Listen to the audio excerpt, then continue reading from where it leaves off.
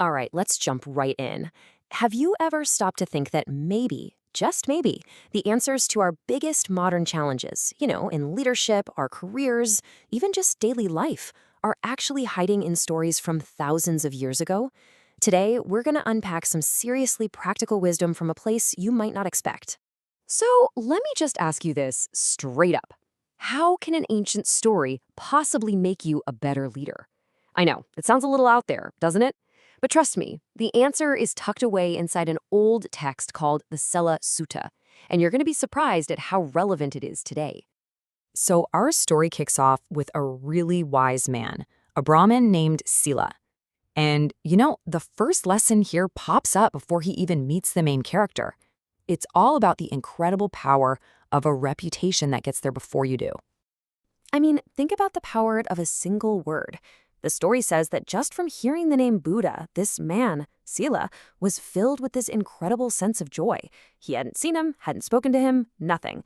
He'd only heard about his reputation for wisdom and integrity, and that alone was enough to completely capture his attention. And what's the modern takeaway here? Well, it's what we call personal branding. Your reputation, the one you build on being honest and putting in the real work, it literally travels ahead of you. When people hear your name, what's the first thing that comes to mind? A solid, positive brand earns you trust before you've even said a word. But here's the thing. Sela was smart. He wasn't a fool. Being impressed by a reputation is one thing, but making a huge decision based on it, that's totally different. And this brings us to our second big idea. You have to decide with firsthand evidence.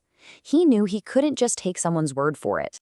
So even with this amazing reputation floating around, Sela didn't just blindly buy into it. Remember, he was a respected scholar himself, an expert in his field. So what'd he do? He decided to use his own knowledge, his own skills to go check it out for himself. He needed to see if the reality matched the hype. And this is just such a critical lesson for any leader today. Look at this breakdown. When you make decisions based on hearsay or rumors, you're usually being emotional, maybe a little impulsive. But when your decisions are based on actual evidence, facts you've seen for yourself, they become logical and verified. Sela is teaching us to be critical thinkers, to chase down the proof instead of just listening to the buzz. Okay, so Sela's done his homework, he's seen the proof, and now he's a believer. So what comes next?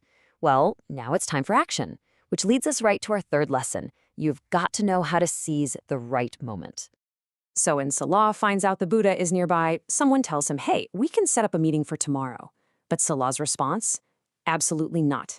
He refused to wait. He understood that some moments are just too valuable to put off. He insisted on going right then, that very day. When a golden opportunity shows up, you don't say, I'll get to it later. We can actually break down what he did into 3 really simple but super powerful steps. First, you have to recognize when a moment is truly valuable. Second, you gotta push past that hesitation, that little voice that tells you to wait.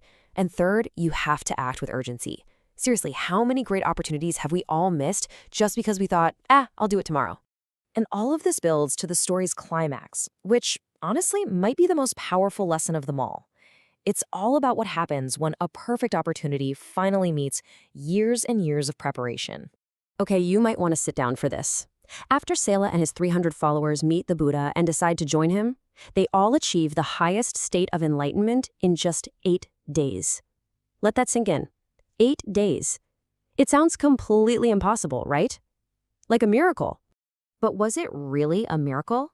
Did this incredible change just happen automatically? Like flipping a switch? Was it some kind of magic? Well, the story gives us a very clear answer, and that answer is no. The real secret to their unbelievable success was something we can call applied wisdom. See, it wasn't a miracle at all. It was the final, explosive result of a lifetime of learning and getting ready. Sela and his students already had this deep, rich foundation of knowledge. All that was missing was the right teacher to show them how to turn that knowledge into a real, life-changing skill. It's proof that opportunity is great, but it only really works for those who are prepared for it. So let's do a super quick recap of these 4 timeless ideas. First, hearing the reputation? That's all about personal branding. Sela's personal investigation? That teaches us to make evidence-based decisions. Him going immediately? That's a masterclass in seizing opportunity. And that incredible 8-day success story? That reveals the true power of preparation. And that really brings us to the end here. It kind of leaves us with one final thought to chew on. What other ancient wisdom, what other powerful lessons like these are hiding in plain sight in your own life, just waiting for you to notice and put them to use? Something to think about. Thanks for tuning in.